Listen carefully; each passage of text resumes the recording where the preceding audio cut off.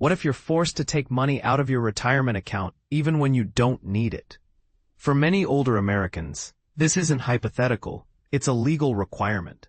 As the calendar flips to the final months of the year, retirees face the annual ritual of required minimum distributions (RMDs) from pre-tax accounts like IRAs and 401ks.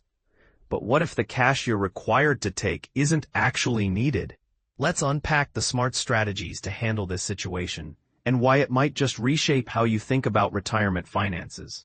Starting at age 73, retirees must withdraw a calculated amount from their tax-deferred retirement accounts by December 31st each year, with the first withdrawal due by April 1st of the following year.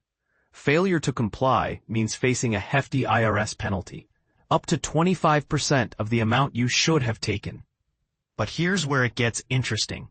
Many retirees have more income than they need before these withdrawals kick in. Social Security, pensions, rental income, or part-time work often create a financial surplus, leaving retirees with a critical question.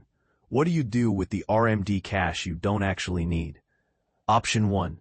Reinvest with ETFs, but choose wisely. If you're still chasing growth, experts suggest funneling RMD funds into a brokerage account.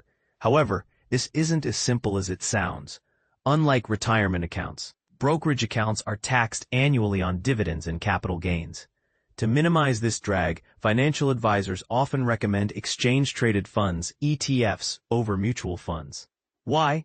ETFs typically distribute fewer capital gains and offer more flexibility for tax loss harvesting, a strategy where you sell underperforming assets to offset gains elsewhere.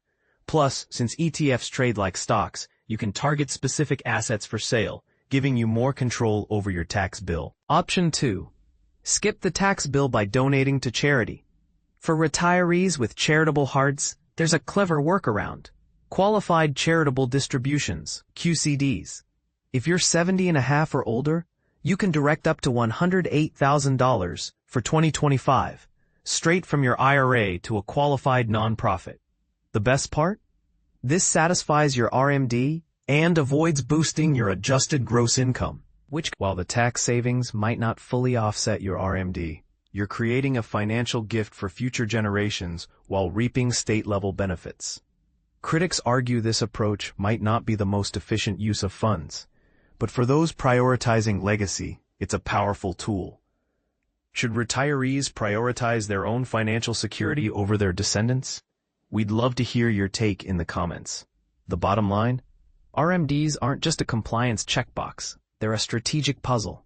Your choices depend on your unique financial goals, tax situation, and values. And this is the part most people miss. The rules are strict, but the solutions are creative. What's your plan for handling RMDs you don't need? Share your thoughts below. We're all learning together.